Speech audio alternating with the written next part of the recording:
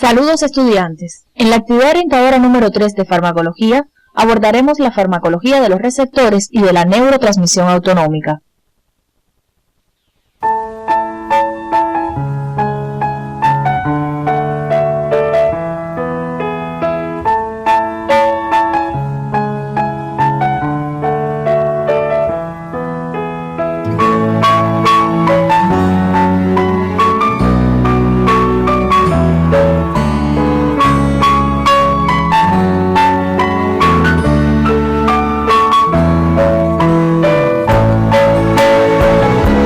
Al finalizar la actividad, serán capaces de identificar los pasos básicos de la neurotransmisión autonómica, ejemplificar la utilidad terapéutica de los fármacos que actúan en la neurotransmisión autonómica, describir las características de sustancias agonistas y antagonistas, y ejemplificar los tipos de antagonismo. En la semana anterior estudiamos los procesos a los que están sometidos los fármacos en el organismo: absorción, distribución, metabolismo y excreción, de gran importancia para determinar la velocidad de inicio de la acción de un fármaco, la intensidad y la duración de su efecto. Estos procesos pueden ser modificados por múltiples factores que debemos tener en cuenta cuando prescribimos un medicamento. Desde el punto de vista anatómico, el sistema nervioso se divide en sistema nervioso central y sistema nervioso periférico, constituido por neuronas que entran o salen del sistema nervioso central. La porción eferente del sistema nervioso periférico se divide en dos porciones funcionales: el sistema nervioso somático y el sistema nervioso autónomo. Este último consta de dos grandes divisiones morfológicas: el sistema nervioso simpático y el parasimpático. La mayoría de los órganos reciben inervación simpática y parasimpática, cuya activación suele ocasionar efectos contrarios. Desde el punto de vista farmacológico presenta gran interés la porción eferente del sistema nervioso autónomo, porque los fármacos que modifican sus funciones actúan sobre este. El sistema nervioso simpático tiene los cuerpos celulares en las astas laterales de los segmentos torácicos y lumbares desde D1 hasta L3. Las fibras preganglionares son cortas y el ganglio se encuentra alejado del órgano efector. La fibra postganglionar es larga y se encamina hacia los diferentes sitios donde actúa el sistema simpático.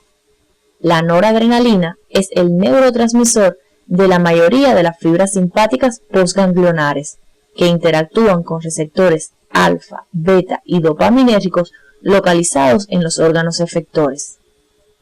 En el sistema nervioso parasimpático, las neuronas provienen de los pares craneales 3, 7, 9 y 10 y los segmentos S2, S3, S4 de la médula sacra. A diferencia del sistema simpático, posee generalmente largas fibras preganglionares. Los ganglios están próximos o dentro del mismo órgano efector y las fibras postganglionares son cortas. La acetilcolina es el neurotransmisor de las fibras pre- y postganglionares, que interactúan con los receptores muscarínicos y nicotínicos en los órganos efectores. Varias investigaciones han permitido comprender todos los pasos involucrados en la neurotransmisión autonómica.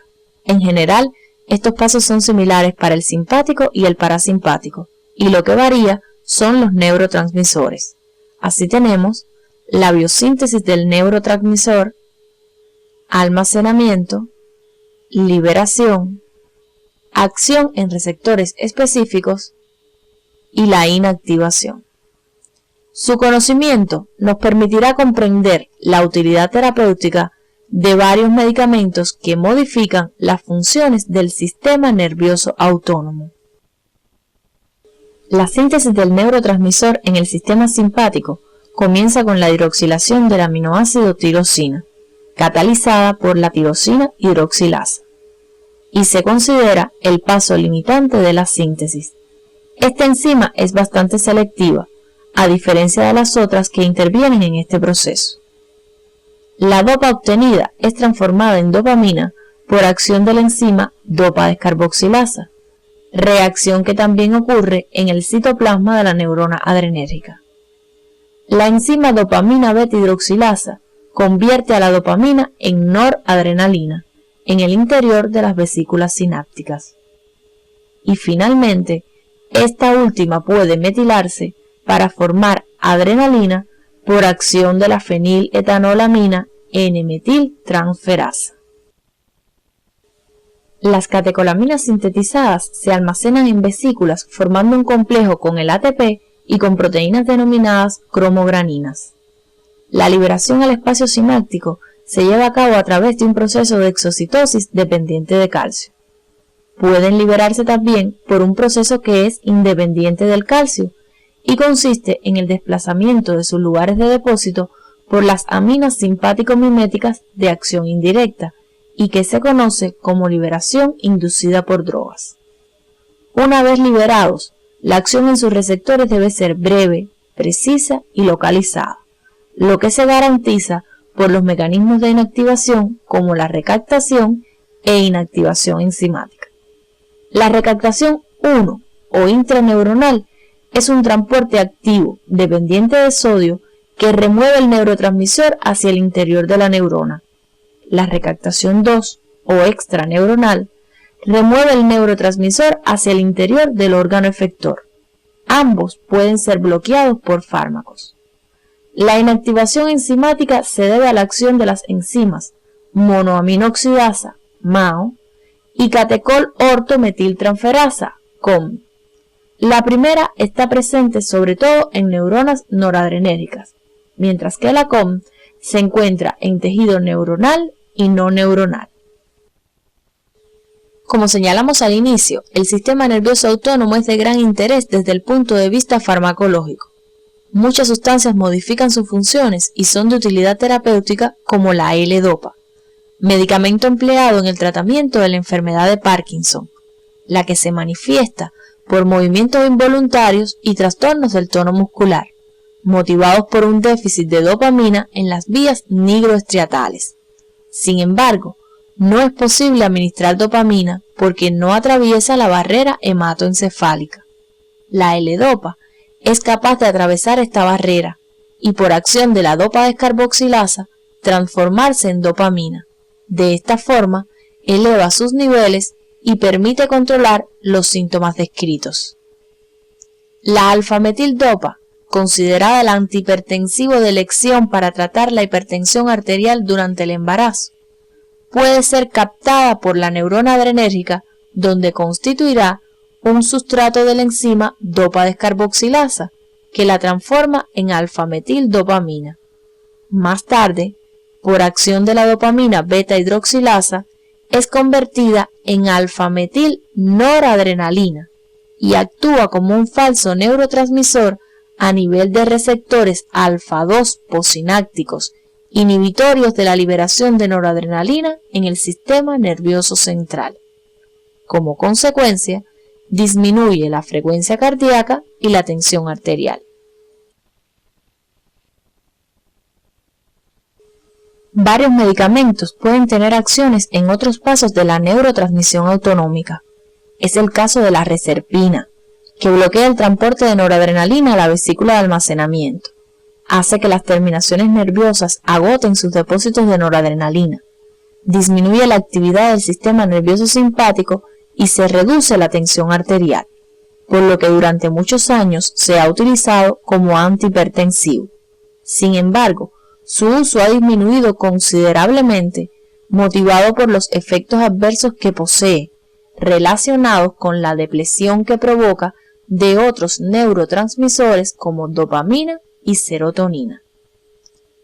La anfetamina es una amina simpático-mimética usada por su acción estimulante del sistema nervioso central.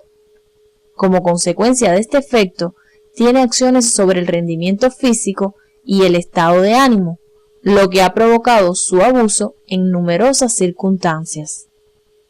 La teofilina es capaz de bloquear la recaptación 2 extraneuronal de catecolaminas, lo que puede provocar un incremento de noradrenalina en los receptores beta 2 del músculo liso bronquial y contribuir al efecto broncodilatador de este fármaco. La selegilina o deprenil es un inhibidor selectivo de la isoenzima MAO-B. Disminuye la degradación enzimática de la dopamina en el sistema nervioso central y es de gran utilidad junto a la L-Dopa en el tratamiento de la enfermedad de Parkinson. La acetilcolina es sintetizada en la terminación nerviosa colinérgica a partir de la colina y la acetil-CoA por acción de la enzima colinoacetilasa. Se almacena en vesículas sinápticas a concentraciones elevadas.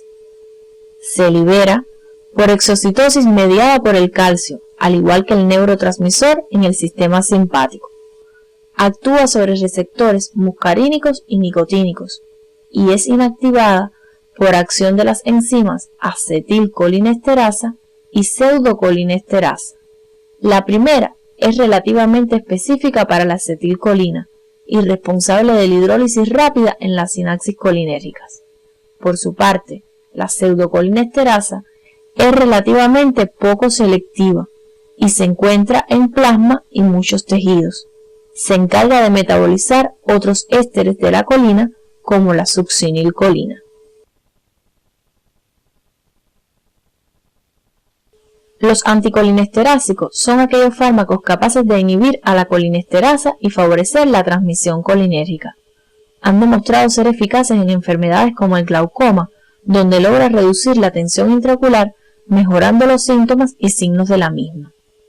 En el hilio paralítico, al aumentar las concentraciones de acetilcolina en receptores muscarínicos del músculo liso intestinal, provoca un incremento de la actividad peristáltica y alivio de la distensión abdominal. En la miastenia grave, trastorno autoinmune caracterizado por un defecto en la transmisión neuromuscular y que se manifiesta por debilidad muscular y fatiga, produce un aumento significativo de acetilcolina, se estimula la transmisión sináptica y mejoran los síntomas de la enfermedad. Recordemos que uno de los mecanismos fundamentales de acción de los medicamentos es a través de la interacción con un receptor. Se han propuesto varios conceptos para definirlo, pero se acepta que son moléculas con las que un fármaco debe interactuar selectivamente para generar una modificación constante y específica de la función celular. Los receptores son generalmente de naturaleza proteica, aunque otras macromoléculas como los ácidos nucleicos pueden comportarse como receptores de fármacos. Sucede con los receptores para medicamentos antitumorales y antimicrobianos. Basados en la naturaleza de la interacción fármaco-receptor y en la estructura molecular, podemos distinguir 4 tipos de receptores o familias. Los canales iónicos controlados por ligandos que se conocen también como receptores ionotrópicos, en los que el acoplamiento es directo, los efectos aparecen en milisegundos y el receptor nicotínico es un ejemplo. Los receptores acoplados a proteínas G o metabotrópicos son la familia más numerosa y comprenden receptores de muchas hormonas y transmisores lentos como el receptor de acetilcolina. Los receptores con actividad enzimática constituyen un grupo extenso y heterogéneo que corresponden a mediadores proteicos, contienen un dominio intracelular de tipo enzimático con actividad de proteína quinasa o guanilato ciclasa e incluyen receptores de insulina, citoquinas y factores de crecimiento. Su activación genera efectos que aparecen inmediatamente o tardíos que suelen ser de duración prolongada. Los receptores nucleares regulan la transcripción génica, el acoplamiento es a través del ADN, engloba receptores de hormonas esteroideas, tiroideas, vitamina D y sus efectos son tardíos y de duración prolongada. Para que un fármaco produzca un efecto biológico necesita reunir 2 propiedades fundamentales: La capacidad que posee un fármaco de unirse al receptor y formar el complejo fármaco-receptor se conoce como afinidad. La capacidad que tienen una vez que se han unido al receptor de generar un estímulo y desencadenar una respuesta o efecto farmacológico es la actividad intrínseca. Los fármacos que poseen afinidad y actividad intrínseca son los agonistas, mientras que aquellos que tienen afinidad pero carecen de actividad intrínseca son los antagonistas, debido a que bloquean los efectos normalmente inducidos por el agonista. Los agonistas dan lugar al inicio de una respuesta, mientras que los antagonistas simplemente ocupan el receptor. El antagonismo es la interferencia de la acción de una sustancia química mediante la acción de otra y tiene una importancia extraordinaria en el campo de la farmacología. El antagonismo químico se produce como resultado de una reacción química entre dos sustancias, lo que origina la pérdida del efecto farmacológico o tóxico de la sustancia, y es el que se produce cuando utilizamos sulfato de protamina con carga electropositiva en el tratamiento de las hemorragias graves causadas por el anticoagulante heparina con carga electronegativa. El antagonismo fisiológico se produce cuando dos agonistas actuando sobre receptores diferentes ocasionan efectos opuestos. Sucede cuando sustancias como la noradrenalina, que es un agonista, provoca relajación del músculo liso bronquial al actuar en receptores beta 2, mientras que la acetilcolina, que también es agonista, causa broncoconstricción al interactuar en receptores muscarínicos M3.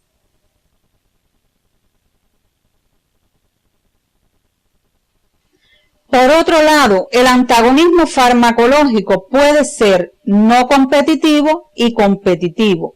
Este puede ser reversible cuando se puede lograr desplazar el antagonista aumentando la concentración del agonista, e irreversible debido a la formación de enlaces covalentes que hacen estable el complejo fármaco-receptor y no puede lograrse el desplazamiento del antagonista aumentando las concentraciones del agonista.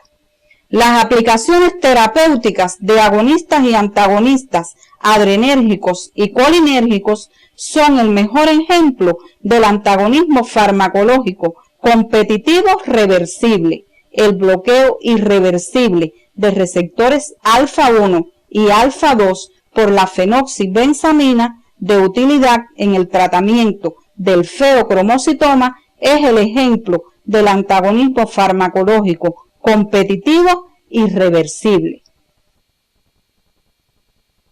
Los receptores farmacológicos se pueden clasificar en receptores adrenérgicos, purinérgicos, colinérgicos, receptores para hormonas, receptores de autacoides, receptores para neurotransmisores centrales y receptores para opioides, entre otros. Por su importancia, estudiaremos los receptores adrenérgicos y colinérgicos. Los receptores adrenérgicos pueden ser receptores alfa, alfa 1 y alfa 2, receptores beta, beta 1 y beta 2, y receptores dopaminérgicos D1, D2, D3, D4 y D5. Los receptores colinérgicos pueden ser muscarínicos, M1, M2 y M3, y nicotínicos, musculares y neurales. Múltiples ejemplos ponen de manifiesto la importancia clínica de la teoría de receptores. Así tenemos que el salbutamol es un agonista selectivo de receptores beta 2 del músculo liso bronquial que causa broncodilatación y mejora la disnea.